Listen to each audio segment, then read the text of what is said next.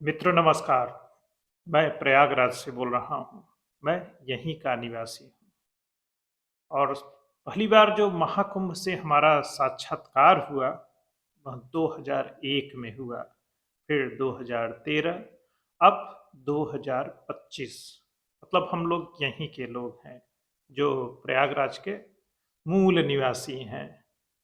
आते जाते सभी रास्तों से और थोड़ा संगम क्षेत्र में जिनकी आने जाने की आदत होती है, तो किधर से लोग आते जाते हैं, कौन सी चीज़ कहाँ है और कब कैसे क्या होता रहा और किस स्थिति में अब वह चीज़ें हैं, यह हमारे प्रयागराज का हर निवासी बहुत बेहतर ढंग से जानता है। और इस बार का जो महाकुंभ था, सोशल मीडिया, मोबाइल के माध्यम से कवर किया जाने वाला सबसे बड़ा इवेंट बन गया था। हर आदमी रील और वीडियो बनाने में लगा हुआ था। सोचिए, पिछला जो अर्ध कुंभ, जिसका नाम कुंभ कर दिया गया, 2019 में जिसका आयोजन हुआ था, वह भी बहुत शानदार ढंग से संपन्न हुआ। और 2025 एक मेगा इवेंट, महाकुंभ अपने आप में एक बहुत बड़ा आयोजन होता है जहां संपूर्ण भारत किसी एक जगह समाहित हो जाता है। आप सोचिए, आप जिस भी शहर में रहते हो उसकी आबादी के बारे में सोचिए, उसकी व्यवस्था के बारे में सोचिए कि वह शहर कैसे सांस लेता है, वह शहर कैसे व्यवहार करता है, और फिर ही आप कैसे जाम में फंसे रहते हैं। और छोटी मोटी कोई घटना जब शहर में हो जाती है तो शहर का स्वास्थ्य कैसा हो जाता है। और फिर यह महाकुंभ है, वहां पर कोई शहर कैसा हो जाता होगा, इसकी जरा कल्पना करके देखिए।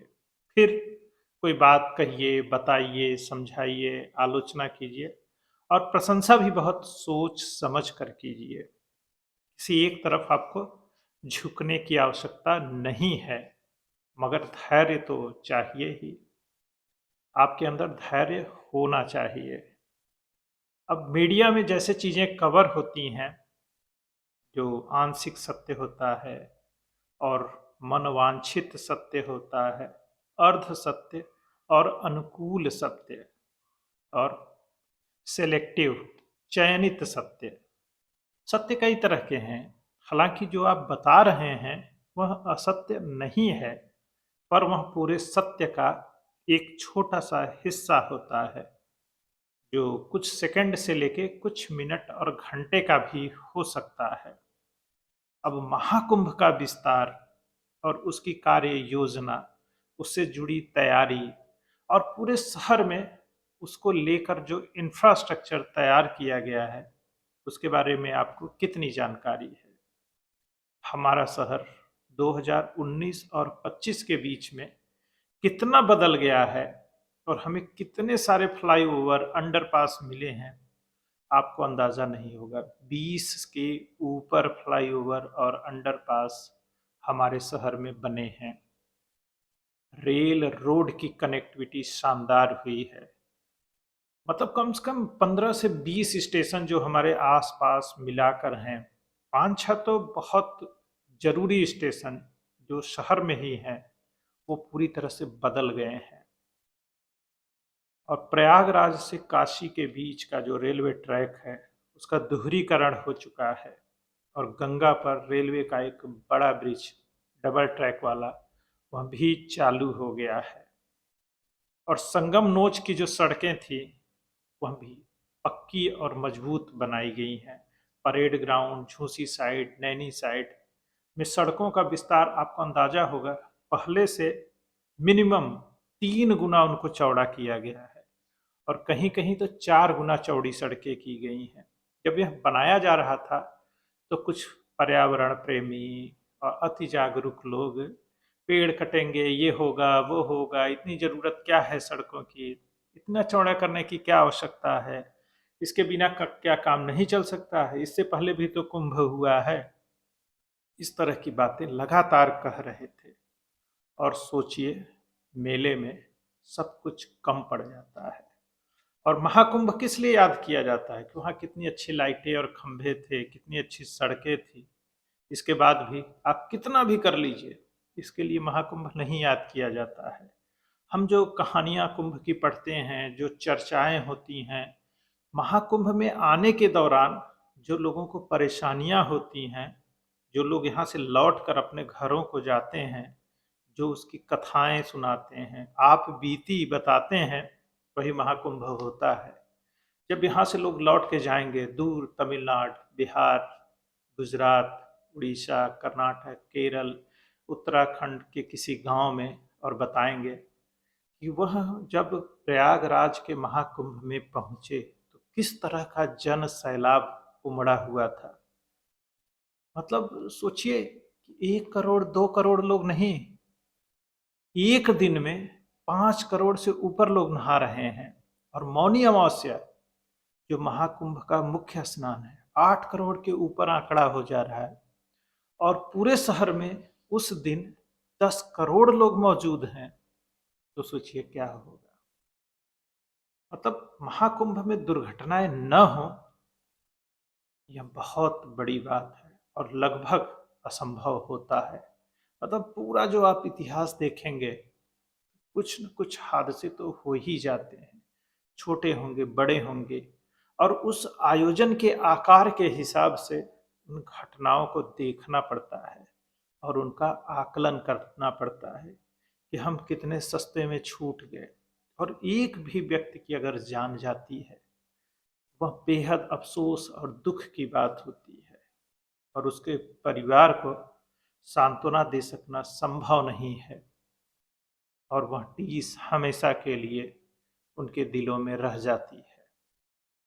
कुछ सरकारी मदद की घोषणाएं और बाकी चीज़ें भी रहती हैं। फिलहाल जो मीडिया कवरेज है इसका, वह बड़ा ही दुखद है। अच्छा बताना और बुरा बताना, दोनों ही सिक्के के अलग अलग पहलू हैं। मतलब सिक्का तो एक ही है ना, बस उसको देखना और दिखाना कैसे है। आजकल मीडिया में यह खेल बहुत बड़ा है। समर्थक और विरोधी लोग, सोचिए हमारा देश कैसा है, विविधताओं का देश है। जातीय धार्मिक पहचान, भाषाई पहचान, क्षेत्रीय पहचान, और अब राजनीतिक दलों को लेकर आस्था, दुरास्था, भक्ति और नफरत, सब कुछ एक साथ लोगों के बीच में होता है, रहता है। और राजनीतिक दल उन्हीं का दोहन करते रहते हैं और लगातार बयानवीर बने रहते हैं। और मीडिया हाउसेस, सोशल नेटवर्क पर कवर करने वाले लोग, उनका बिजनेस इंटरेस्ट और उनकी जातीय पहचान से जुड़ा जो एक चेतना का बिंदु है, वह भी समस्या का बड़ा कारण बन जाता है, क्योंकि वह निष्पक्ष भाव आने ही नहीं देता है। और फिर ग्लोबल नैरेटिव और उससे जुड़ी समस्याएं, एक खास तरह का टूल किट पहले से तैयार है कि फलाने हैं तो यही यही कहेंगे, यही यही बताएंगे। सरकारें अपनी तरफ से पूरी कोशिश करती हैं, चाहे जिस पार्टी की हो, पर महाकुंभ में जो तैयारी रहती है वह नाकाफी रहती है। और फिर जब आप ओवर कॉन्फिडेंट हो जाते हैं कि सब बहुत बेहतर है, हम बहुत अच्छे से कर रहे हैं, तो यकीन जानिए वहीं गलती की सर्वाधिक संभावनाएं बनने लग जाती हैं। आप मौनी अमावस्या के स्नान के पूर्व 2-4 दिनों के बारे में अगर प्रयागराज के लोगों से बात करिए, तब वास्तविक स्थिति के बारे में आप थोड़ा सा जान समझ सकते हैं। 25 तारीख से हमारे शहर में जिस तरह से लोगों का आगमन शुरू हो गया था, वह कल्पना से परे था। मतलब जिस तरीके से सड़कें भरी जाने लगी, चाहे जिस तरफ की हो, हर रास्ता, और मेला क्षेत्र सोचिए जिसमें इतनी ज्यादा जगह है, वह पैक होने लगा था। 25 बीता, 26 बीता, 27, 28, तो जो 27-28 तारीख आते आते जो शहर के लोग थे, यकीन मानिए डर लगने लगा था। कैसे होगा, सब सकुशल संपन्न हो जाए, कहीं कोई बड़ी दुर्घटना न हो जाए। हमारे इस प्रयाग का हर आदमी इस बात को लेकर आशंकित था, चिंतित था, परेशान था, क्योंकि वह शहर की क्षमताओं को जानता है। यह दूर से बयानबाजी करना, भाषण देना, ज्ञान देना अपनी जगह है। 4 से 5 करोड़ की आबादी जब यहाँ पर आ जाती है तो वह संभल जाती है, और पूरा इंफ्रास्ट्रक्चर उतने के लिए पर्याप्त रहता है। मेला क्षेत्र बहुत बड़ा है, इसमें कोई संदेह नहीं है। लेकिन जब 10 करोड़ लोग शहर में मौजूद हों और एक दिन में 8 करोड़ स्नान कर लेते हों, तब की स्थिति के बारे में सोचिए। फिर टीवी और मोबाइल पर नरेटिव का खेल, इंटरनेशनल मीडिया और हमारे गिद्ध गिद्ध समझ रहे हैं ना, जो सिर्फ विघ्न संतोष में ही लगे रहते हैं कि कुछ बाधा हो और वह गोश्त नोचें, और लाशों को नोचने का सुख उन्हें अंततः मिल ही गया। अब कितने लोग मरे, कहाँ मरे? हाँ, दुर्घटनाएं हुई हैं। और क्या लगता है आपको एक जगह हुआ होगा? बहुत सी जगहों पर हो सकती हैं और हुई भी हैं। कितने लोग मरे, संख्या कम ज्यादा होगा, छिपाया भी गया होगा, बताया भी जा रहा है और पता भी नहीं चला होगा। कुछ लोगों की मौतें तो ऐसे हुई होंगी। सभी स्टेशनों की यही हालत थी, सड़कों की भी ऐसी ही हालत थी कि कब कहाँ भगदड़ मच जाएगा। हर जगह पुलिस और सेना नहीं लगाई जा सकती है। अब सोचिए 10-10, 15-15 किलोमीटर सड़क पूरी तरह से पैक है, गाड़ियों से, लोगों से, और आवाजाही कम होने का नाम ही नहीं ले रही है। तो महाकुंभ और मौनी अमावस्या के समय यह कंडीशन थी। अब मीडिया की गंभीरता के बारे में थोड़ा सा सोचिए। सोचिए जब 9/11 अमेरिका में होता है, या जापान में सुनामी आती है, या वहां भी दुर्घटनाएं होती हैं। सोचिए दुनिया का मोस्ट प्रिपेयर्ड नेशन जो है कौन सा है? जापान। वहां भी दुर्घटनाएं घटती हैं, उसके बाद भी तमाम जागरूकता और प्रबंधन के बाद भी। तो वहां के लोग क्या करते हैं? रील बनाते हैं उन घटनाओं का, वीडियो बनाते हैं, सोशल नेटवर्क पे लोड करते हैं, और ये बताने में लग जाते हैं कि देखो कितने लोग मारे गए, हमारी सरकार असफल रही, हम नालायक हैं।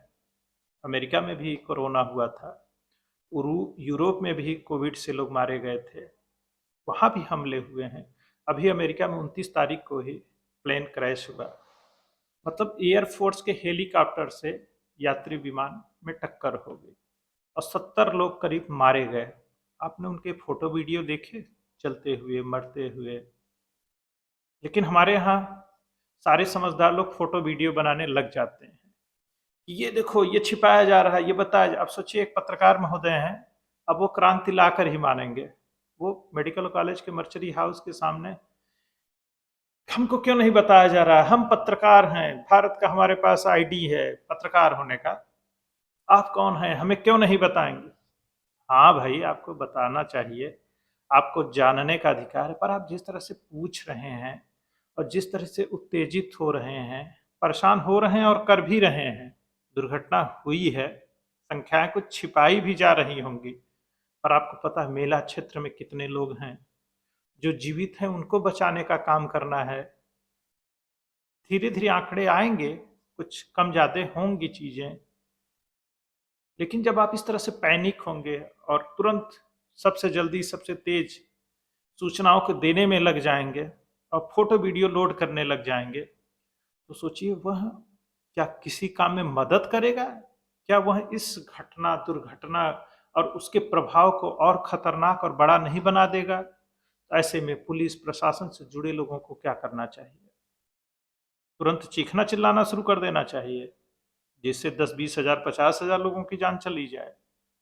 ऐसा नहीं होता है। अब अमेरिका के लोग, जापान के लोग, यूरोप के लोग, उनके पास मोबाइल फोन तो होगा नहीं, न तो उसमें कैमरा होगा, न तो उनको फोटो खींचना आता है, न वीडियो अपलोड करना आता है। वो तो सारा कुछ हम ही लोग को आता है। जो रील बनाना चाह रहा है बना रहा है, आलतू फालतू जो भी वीडियो कहो लोड कर दो। भाई क्यों कर रहे हो? वो पागल हैं? सोचिए कोविड के टाइम में हमारे यहाँ मौतें हो रही थी, शमशान से लाइव कवरेज हो रहा है, खुश हो गए, कितने लोग मर रहे हैं, इतने लोग जलाए जा रहे हैं, सरकार नाकाम है। पूरे दुनिया की सरकारें नाकाम थी, किसी के पास कोई रास्ता नहीं था, लेकिन वहां के नागरिक फोटो वीडियो नहीं लोड कर रहे थे।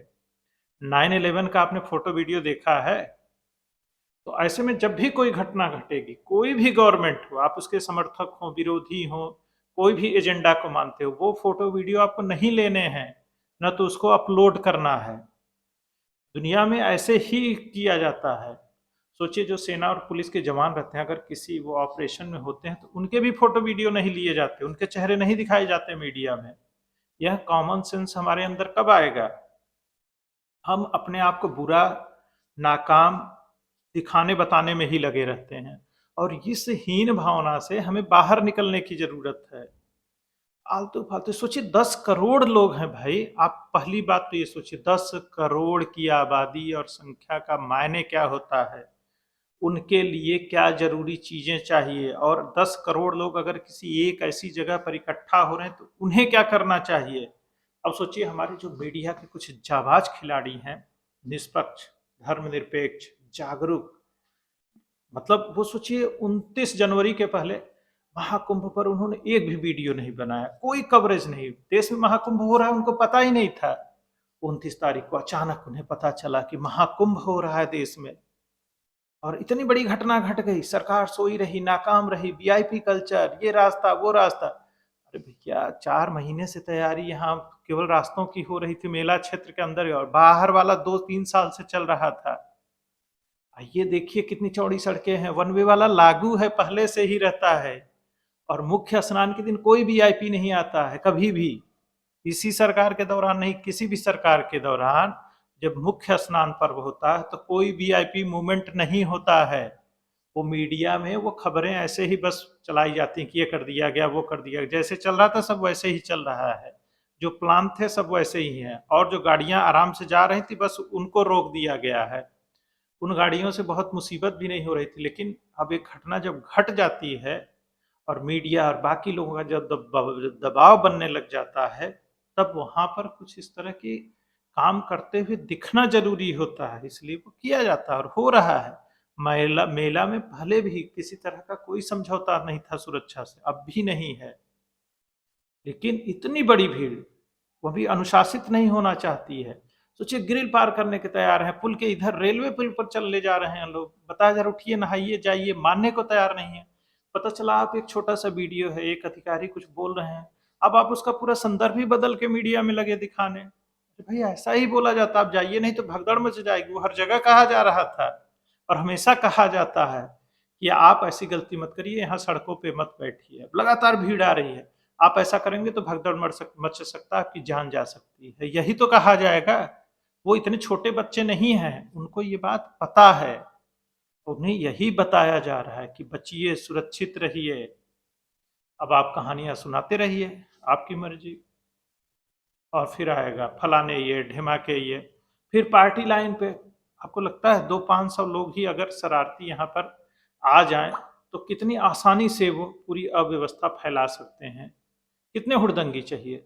सोचिए, 20,000 25,000 की एक जगह, छोटी सी जगह पे भीड़ हो, किसी पंडाल में 5,000 लोग बैठे हैं, 2-4 हुड़दंग करने वाले 100-200 लोगों की जान ले लेंगे। क्योंकि जो अफरा तफरी मचेगी, फिर एक दूसरे से दब कर ही लोग मर जाएंगे, दम घुट जाएगा। है कि नहीं है? सारे मेला और जब इस तरह के लोगों से भरे पड़े होते हैं तो वहाँ ये संभावनाएं बनी रहती हैं। बाकी जो कमियां हैं वो रहेंगी।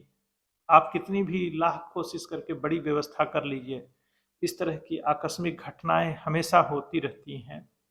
और सबसे बड़ी बात ये होती है कि जब ऐसा कुछ हुआ तो पुलिस और प्रशासन ने कैसे रिस्पॉन्स किया, आग लगने पर उन्होंने कैसे त्वरित कार्रवाई की, कोई भगदड़ मची, कोई घटना घटी तो किस तरीके से उन्होंने रिस्पॉन्स किया, उस घटना को बड़ा कैसे नहीं होने दिया, इस तत्परता के बारे में भी चर्चा किया जाना चाहिए। और पूरे मेला क्षेत्र का साल भर से अगर आप आकलन करेंगे कि कैसे क्या चीज हुआ है, तभी आप मेला को समझ और समझा पाएंगे। बाकी मेला बहुत अच्छे से चल रहा है, धैर्य के साथ आइए और मेला में शामिल होइए। अब हमारा जो है बसंत का स्नान होने जा रहा है, ये भी निपट जाएगा। लेकिन फिर अनुशासन और धैर्य के बिना कुछ नहीं होगा। पुलिस प्रशासन, शासन, बाकी लोग चाहे जितनी कोशिश कर लें, अगर हम और आप अनुशासित नहीं रहेंगे, सिर्फ हुड़दंग और भीड़ बनते रहेंगे, तो यकीन मानिए परेशानी होती ही रहेगी। और फिर मीडिया में चबा चबा कर जो गिद्ध बोलते हैं, कहते हैं, वह भी चलता रहेगा। उनकी रोजी रोटी और बेहतर हो जाएगी। फिर पार्टी लाइन है, जात की लाइन है, धर्म का लाइन है, ग्लोबल एजेंडा है, नरेटिव का खेल है, टूल किट है, ये भी चल रहा है। और हमारे जो योगी बाबा हैं, उनकी बढ़ती हुई लोकप्रियता, प्रसिद्धि, इससे भी बड़ी दिक्कत है लोगों को। वो भी समस्या है, क्योंकि जनता के बीच में बाबा स्वीकार्य हैं, लोकप्रिय हैं, इसमें कोई संदेह नहीं है। और बाबा की परिश्रम, ईमानदारी, सत्यनिष्ठा संदेह से परे है। आप जनता के बीच बात करके देख लीजिए, अगर कुछ होता भी है तो लोग यही कहते हैं बाकी लोगों ने गड़बड़ किया होगा। तो यह बाबा की विश्वसनीयता है जो उन्होंने कमाया है। देखते हैं आप और हम कैसे भागीदारी करते हैं, और हम में कितनी समझ है देखने की, दिखाने की, बताने की।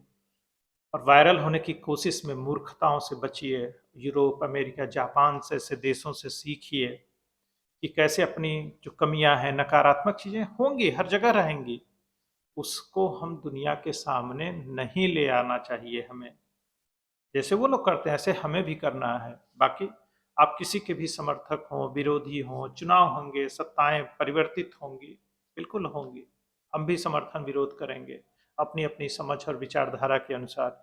उसमें कोई दिक्कत नहीं है। सोचिए जो अमेरिका है, वहाँ तो जो टीवी चैनल है, बड़े बड़े उद्योगपति हैं, वो तो सीधे खुद को डिक्लेयर करते हैं कि मैं इनके समर्थन में हूँ, इनके विरोध में हूँ, इनका टीवी चैनल है, ये नेटवर्क ऐसे चल रहा है। हमारे यहाँ भी इस चीज़ को स्वीकार कर लेना चाहिए कि हम जातीय चेतना से बंधे लोग हैं, और हमें इतनी अकल नहीं है कि सही और गलत क्या है। और जाति बोध के कारण ही मैं इस जाति उस जाति का समर्थन विरोध करता रहता हूँ, और उस पार्टी का इसी वजह से मैं भक्त हूँ। मैं भी और आप भी स्वीकार करिए, ज़्यादा आनंद आएगा। और जब किसी से कुछ पूछते हैं तो उसका पूरा नाम जरूर पूछ लीजिए सोशल नेटवर्क पर, क्योंकि पूरा नाम पूछने का अर्थ ही होता है कि जाति बताई जाए, धर्म बताया जाए, फिर वह उसके बाद क्या कहता है। तो फिर ज़्यादा पूछने की जरूरत नहीं रहती कि इसके पीछे मूल कारण क्या है, क्यों आदमी फलनवा यह बात कह रहा है। इसी के साथ जय हिंद, जय भारत, वंदे मातरम।